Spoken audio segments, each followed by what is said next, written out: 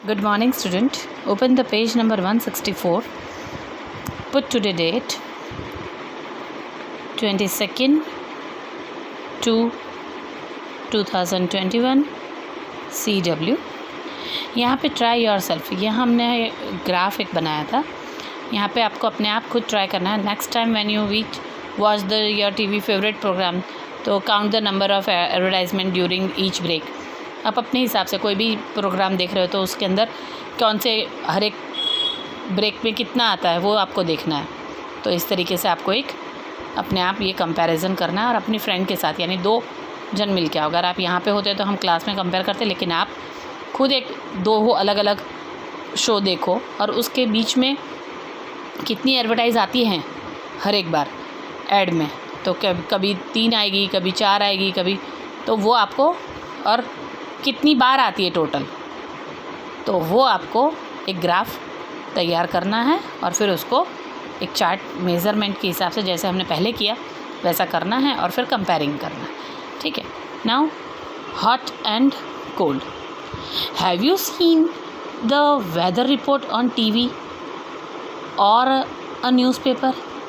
This are 2 bar chart. They show the highest temperature in degrees Celsius in 4 cities on 2 different days. The cities are Delhi, Shimla, Bengaluru and Jaisalmer. जून महीने का यहाँ पे दिया है और दिसंबर महीने में दिया है. ठीक है. तो जून महीने में यहाँ पे डिग्रीज़ दी हैं 10, 20, 30, 40. तो दिल्ली में जून महीने में 33 डिग्री एक दिन 1 जून को, शिमला में 22 डिग्री सेल्सियस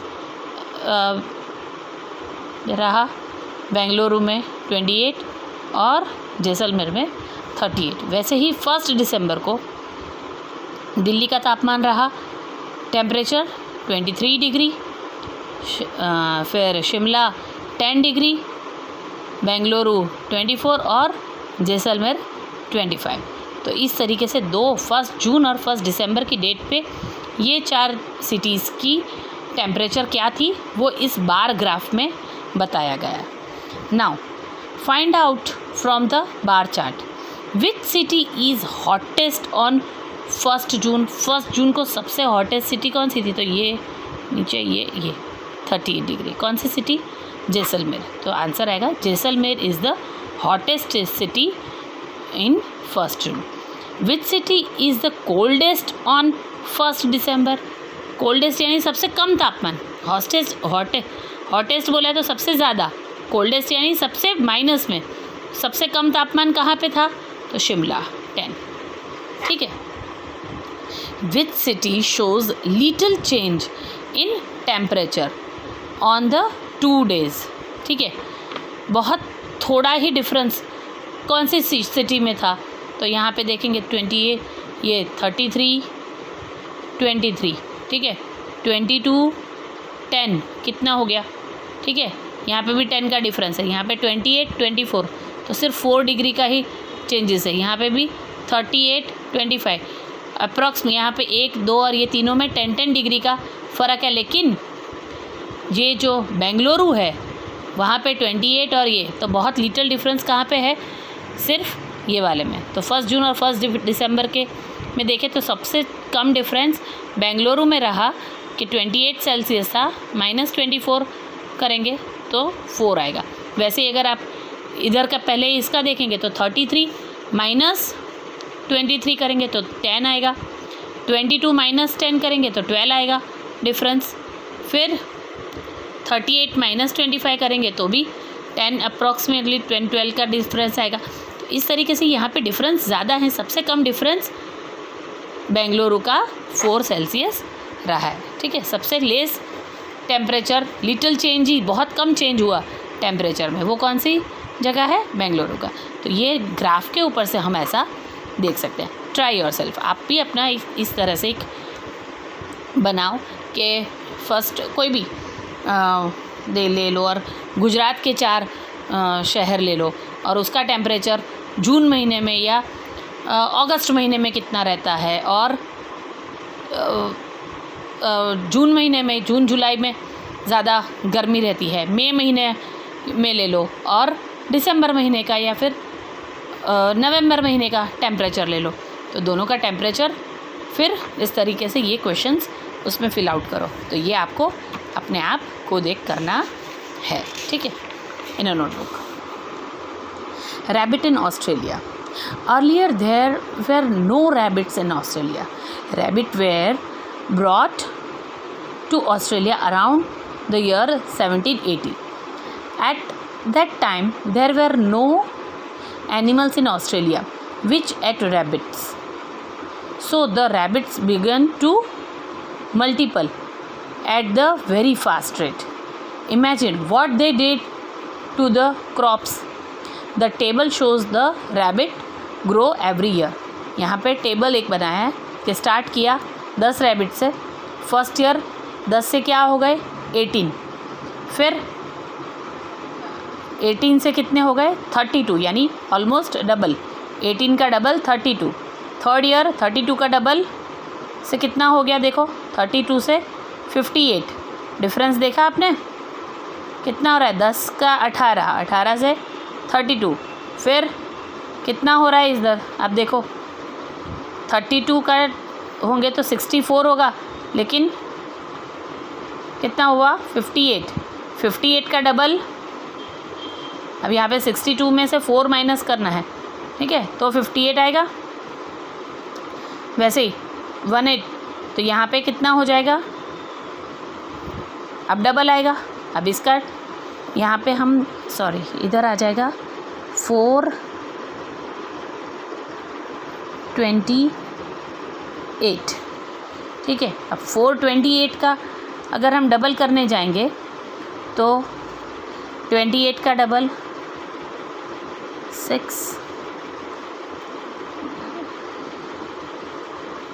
56, फिर इसका ऑलमोस्ट डबल हो जाएगा पूरा, तो यहाँ पे आएगा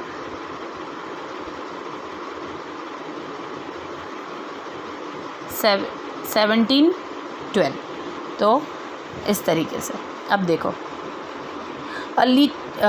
after each year the number of rabbit was a little less than double number of the last year, ठीक है, डबल इन द नंबर नहीं, थोड़ा डबल से थोड़ा कम हो रहा है, ठीक है।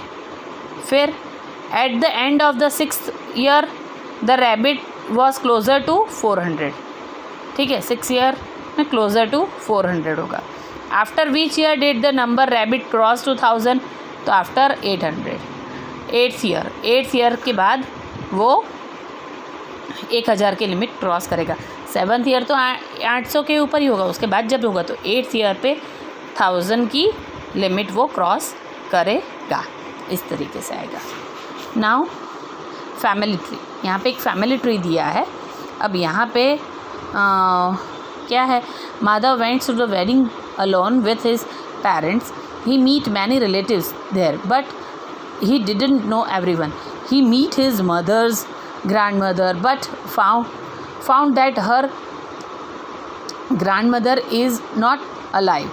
So he also found that her dadi's grandmother's mother is still alive and is more than 100 years old.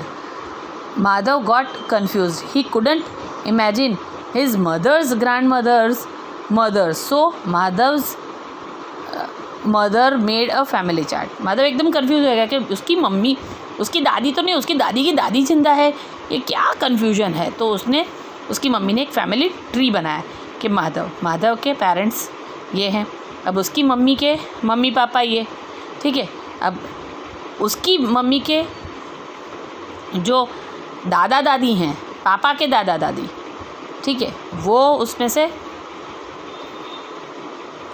ये है, और ये उसके नाना नानी हैं। फिर उधर भी इनके भी ऐसे दादा दादी, इसकी मम्मी के मम्मी पापा, इधर मम्मी के मम्मी पापा, इसके नाना नानी, तो नाना नानी भी होते हैं और दादा दादी भी होते हैं।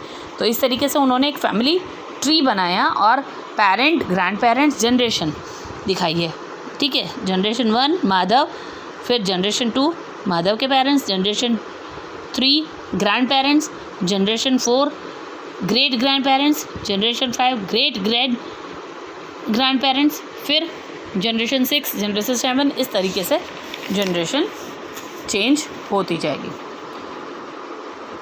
Madhav's mother helped him understand her family with the help of this drawing.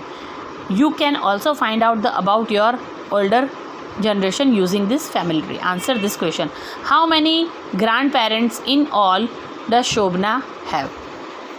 शोभना के कितने ग्रैंड पेरेंट्स थे? तो यहाँ पे देखो, ये शोभना है, उसके ग्रैंड पेरेंट्स कितने हैं? 1, ठीक है. उसके शोभना बेन के, ठीक है, ग्रैंड पेरेंट्स कितने हैं?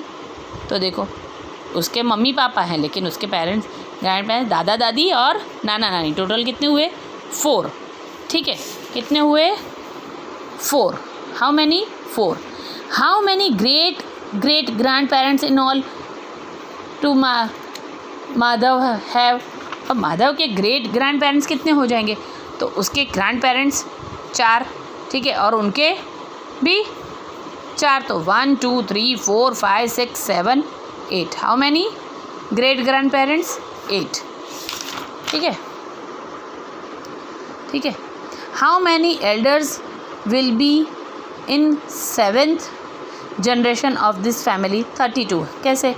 तो देखो, जनरेशन 4th जनरेशन में 2 × 2 4, फिर 5th जनरेशन में 4 × 2 8, फिर 8 × 2 16 और 16 × 2 30. टोटल 32 होंगे family member. If the it's take his family 3 forward, in which generation will be find 128 elders?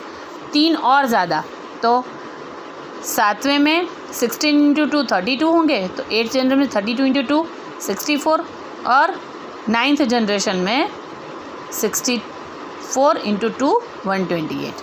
ठीक है, ये किस तरह से होगा? जैसे हमारे मम्मी पापा होते हैं, तो पापा के मम्मी पापा और मम्मी के मम्मी पापा, यानी 4 हुए. अब जैसे ये 4 हुए, तो उन चारों के भी मम्मी पापा ऐसे काउंट करते हैं. तो 1 2 3 4 5 6 7 8 9 10 11 12 13 14 15 16 17. ठीक है, 17 में ये गिन लिया. अगर इसको नहीं गिनेंगे तो 1 2 3 4 5 6 7 8 9 10 11 12 13 14 15 16. ठीक है, एक जनरेशन में 16, फिर 16 से के डबल करना पड़ेगा, क्योंकि ये एक जनरेशन, फिर उसका डबल 16 × 2 32. 8 के पहले तो 4 आए, ठीक है, इन दोनों के 4 आए, 1 2 3 4, 4 के 8 हुए, 8 के 16 हो जाएंगे, 16 के 32 हो जाएंगे. इस तरह से डबल होता जाता है. यहाँ तक आपने किया. Now growth chart of plant.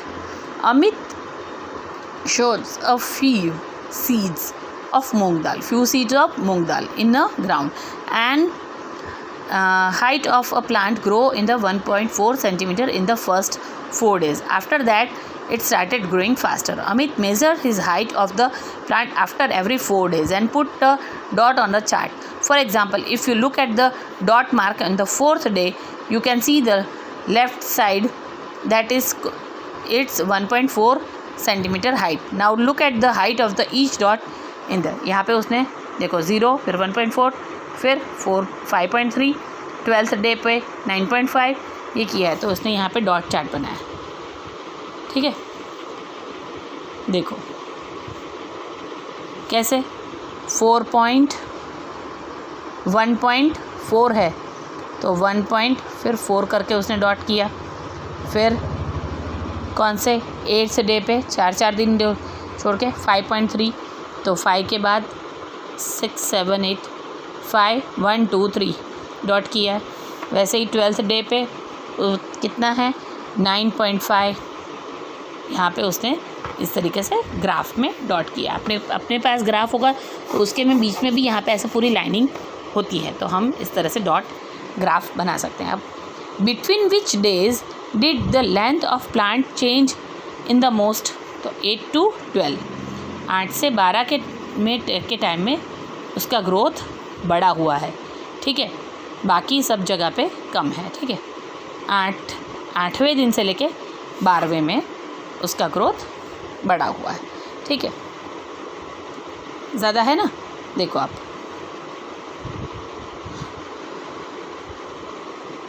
Now what could be the length of the plant on the 14th day. 14th day पे कितनी लेंथ होगी, तो 12, 13, 14, तो 9.9 mm तक जाएगी, क्योंकि 9.5 तो है, 6, 7, 8, 9 तक जाएगी। फिर 16 डे पे 10.2 है, इसलिए एक दिन में कितनी बढ़ रही है, तो 9.9 तक जाएगी, 10.2, और ये तो ज़्यादा है और ये कम है, तो बढ़ेगी तो यही बढ़ेगी, ठीक है।